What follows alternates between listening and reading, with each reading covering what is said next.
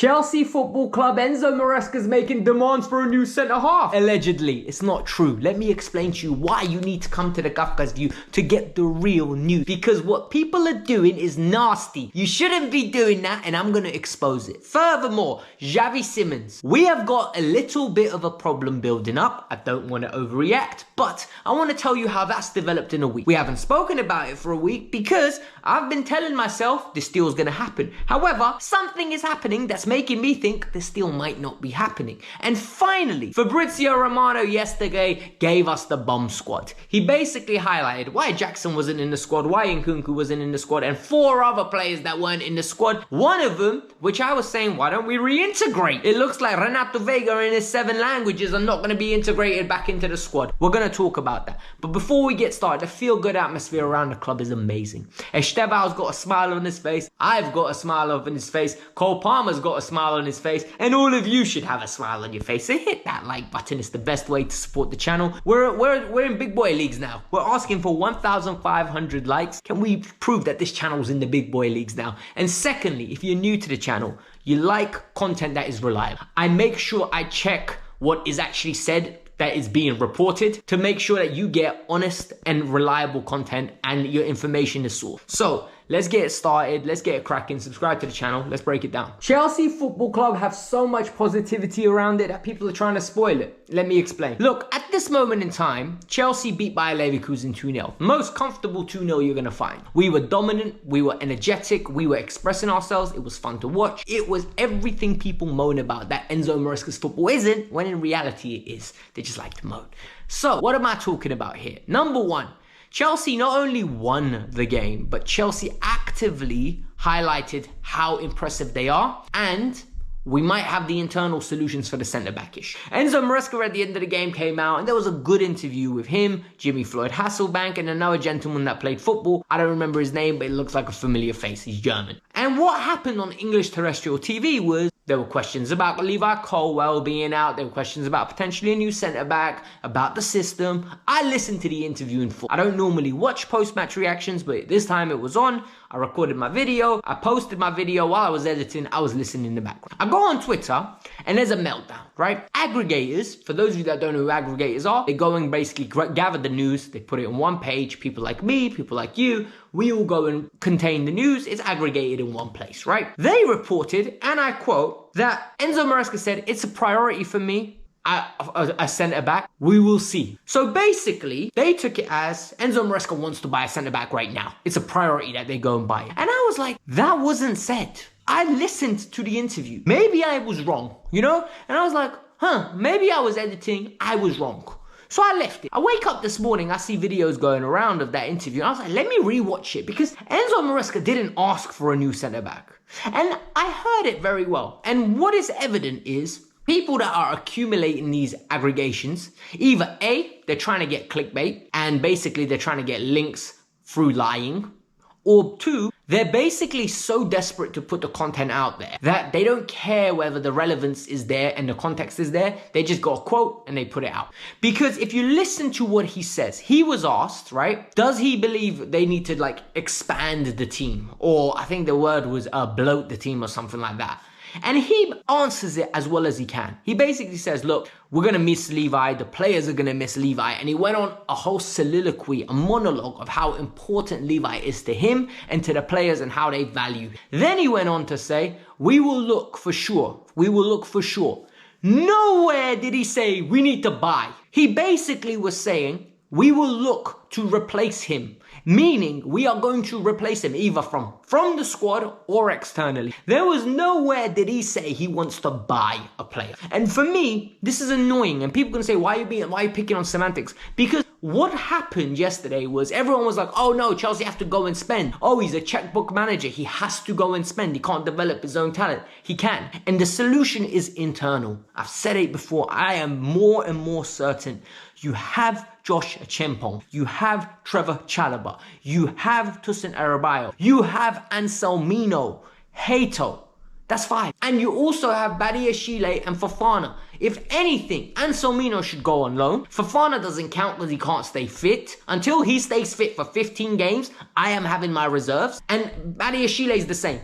He's just less prioritized whenever it comes to complaining that he's getting injured because he hasn't done much in the Chelsea kit. But he's just as hurt as Fofana. But you have options. You can't refer to the market every time. I'm sorry. And the fact that people are trying to twist the words to win an argument, to win an agenda. Oh, Maresca said this though. Back your manager. The number of people that said to me, your manager wants him. He's deserved to have the right to get what he wants. No, he hasn't. There's no such thing as a manager getting exactly what he wants. The minute you start giving a manager everything he wants, do you know what happens? When he leaves, you are in big trouble. Look at what happened, yeah? When Jose Mourinho used to get everything he wanted at clubs. The minute he left, the new managers coming in had to play the similar style to Jose or you were in trouble. Ten Hag got everything he wanted at Manchester United. New manager came in. These players were unable to do anything. They finished 16th. You can't give managers everything they want. There's a reason you have a sporting director. There's a reason you have scouts. And there's a reason you have chief of executives at company. The main guys make the decisions and everyone else underneath operates under those decisions because those main guys are the stable parties. You don't know what's going to happen with Enzo Maresca. He could be sacked in 12 months. God forbid, I really hope Enzo stays. However, I am not naive enough to think that this man is going to be here for 10 years because Chelsea proves to me we are 30 seconds away from a catastrophe. So please, do not make up quotes about my manager. I really like Enzo Maresca, but I do not believe in giving him everything he wants. It's like when you have kids. You can't give them everything they want because one, you spoil them, and two, some of them don't know what's good for them. Regarding Xavi Simons, it's getting very interesting, right? Because everything we heard is the player in Chelsea have agreed personal terms. The player in Chelsea now basically have an agreement that he will join Chelsea Football Club. However, there's a little complication. The valuation of Leipzig and the valuation of Chelsea is a bit distorted. Apparently, according to Sky Sports, Chelsea value him at 50 million, Leipzig value him at 60 million. And now that they sold Seško, apparently there is no impact on this deal. The player still wants to leave. He's got 2 years left on his deal. Leipzig know that this is the right time to basically cash it in.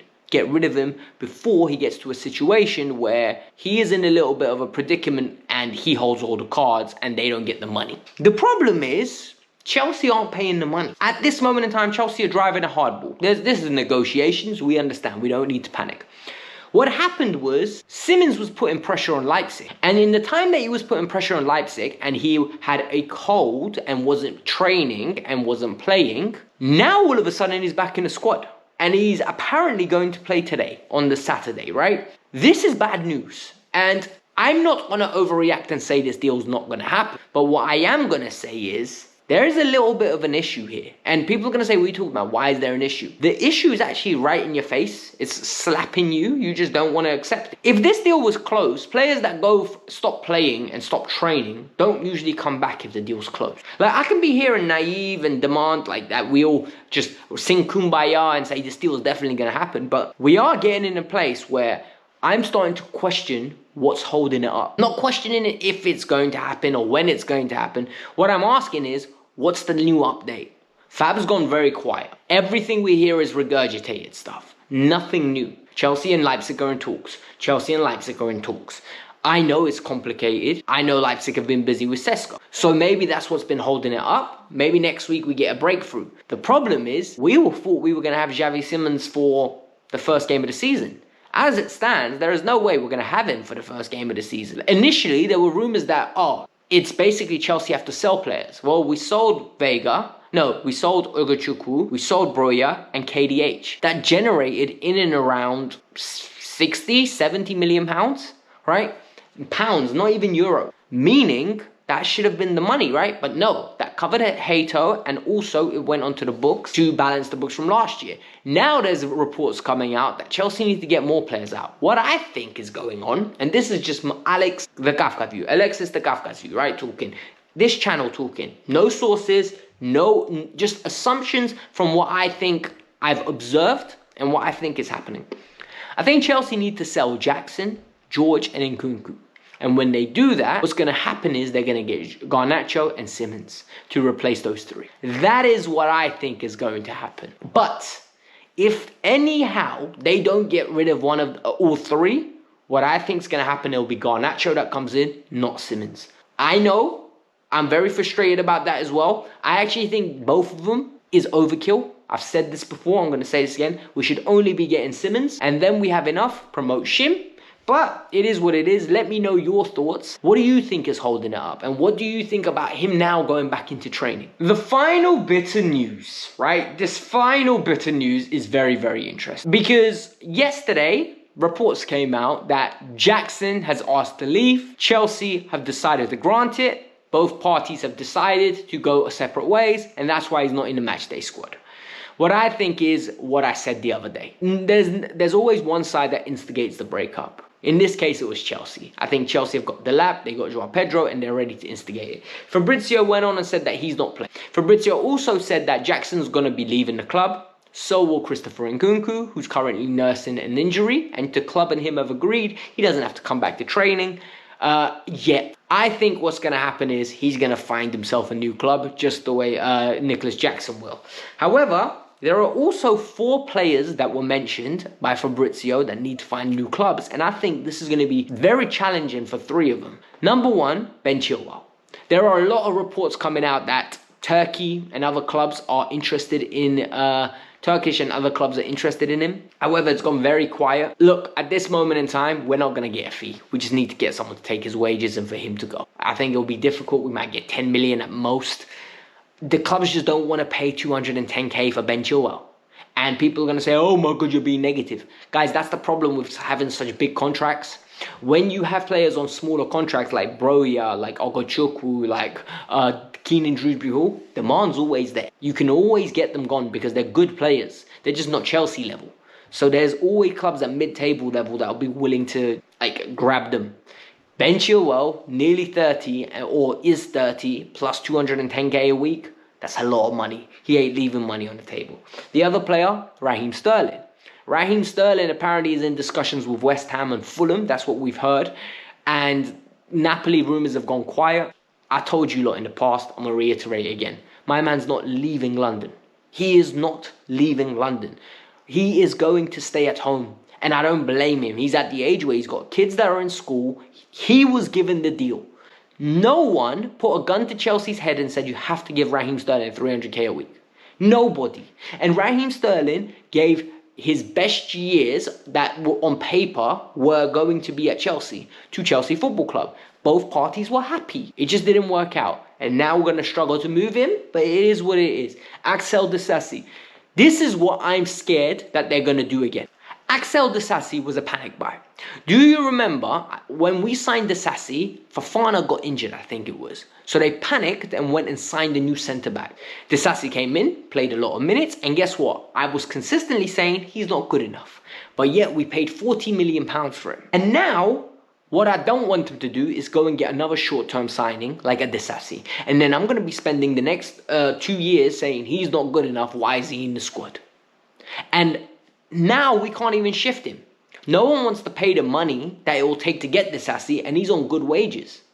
Because Disasi's type of centre-half only suits teams that play a certain style of football. Does not suit Chelsea Football Club. I'm sorry. People don't like that. It's the truth.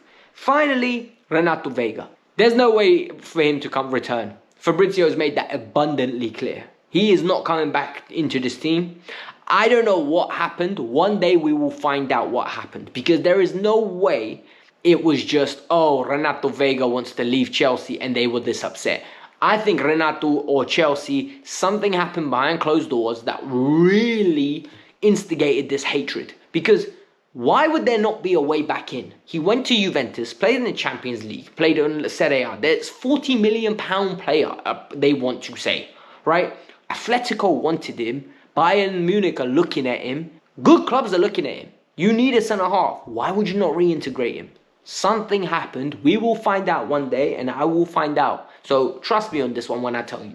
But this was the Kavkas View. I hope you lot enjoyed it. There will be a match review of the AC Milan-Chelsea game. I'm going to try to see if I can get some tickets, but it's late. I highly doubt I'll be able to. It is what it is. Hit the like button, subscribe to the channel. Let me know your thoughts. Peace out. I'm out. Up to Chelsea. Bye.